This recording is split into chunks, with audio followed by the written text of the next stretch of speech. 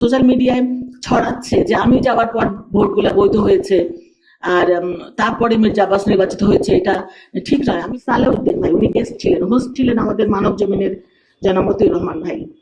তিনি কিছু কথা বলেছেন। তিনি বলেছিলেন যে সিদ্ধেশ্বরী বয়েজ স্কুলের যে ঘটনাটা কেন্দ্র করে যে সোশ্যাল মিডিয়ায় যে খবরগুলো এসেছে সেটা নিয়ে তিনি বলতে চাচ্ছিলেন যে ওখানে আমি গিয়েছি, ওটা বৈধ ছিল।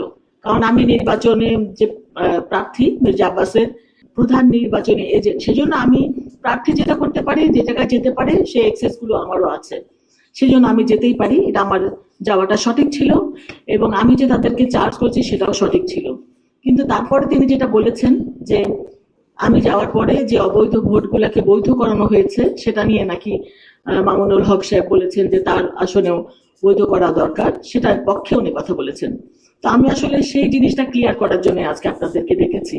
আমি 12 তারিখে 5:30-6টার দিকে আমি জানতে পারলাম সিদ্ধেশ্বরী বয়েজ স্কুল থেকে আমাদের পোলিং এজেন্টরা ভিতর থেকে বারবার আমাকে নক করছিল, এখানে অনিয়ম হচ্ছে, অনেক অনিয়ম হচ্ছে, একটু পারলে এখানে আসেন। আমি তখন দৌড়ে চলে গেলাম, গিয়ে আমি দরজা নক করছি, বারবার নক করছি, অনেকক্ষণ, প্রায় আধা ঘন্টা পরে দরজাটা খুললো, ভিতরে যেতে দিবেই না। তারপরে গেলাম, ওখানে প্রিজাইডিং অফিসার ছিল শামসুল ইসলাম, ইসলামী ব্যাংকের, এবং প্রায় 5-6 জন বিদেশি পর্যবেক্ষক ছিলেন ওই রুমটার মধ্যে। ওখানে কাউন্টিং হচ্ছিল। তখন আমাদের যে ধানের শীষের এজেন্ট তারা বলছিল যে এখানে 25 থেকে 27টা ভোটকে তারা বাতিল করে দিয়েছে, যে ভোটটা ওই যে গ্যাপ সাদা জায়গাটা সিমেন্সের জন্য সেগুলোকে বাতিল করে দিয়েছে। কিন্তু আমরা শুনতে, আমি রওনা হওয়ার আগে জানতে পেরেছিলাম যে নির্বাচন কমিশন থেকে ওই ভোটগুলোকে বৈধ করার জন্য রিকোয়েস্ট করা হয়েছে। তখন আমি প্রিজাইডিং অফিসার শামসুল ইসলামকে বললাম যে এই ভোটগুলো তো নির্বাচন কমিশন থেকে বৈধ করার জন্য বলা হয়েছে। উনি বললেন যে আমরা এরকম কোনো নির্দেশনা পাইনি। তখন রিটার্নিং কর্মকর্তা এই সময় আমার মোবাইলে ফোন দিলেন।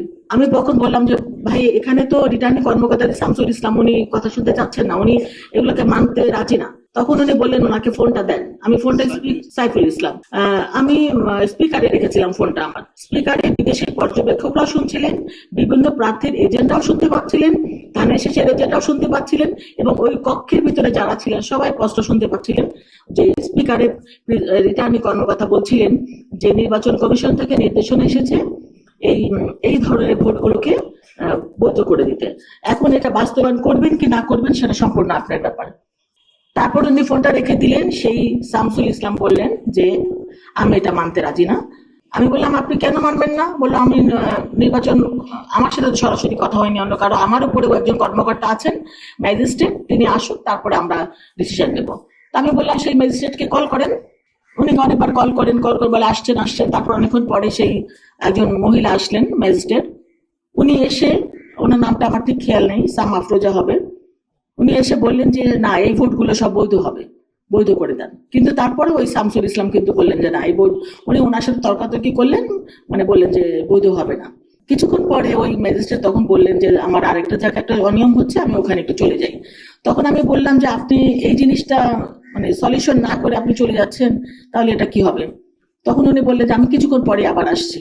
তখন উনি চলে গেলেন, আর আসলেন। তখন আমি এই প্রিজাইডিং অফিসারকে বললাম যে আপনি এখন কি ডিসিশন নেবেন? উনি বললেন যে না, আমি সব একদম সিএসি বা সচিবের সাথে কথা না বলে আমি কোনো কাজ করবো না, মানে উনি কারো কথা শুনতে রাজি না।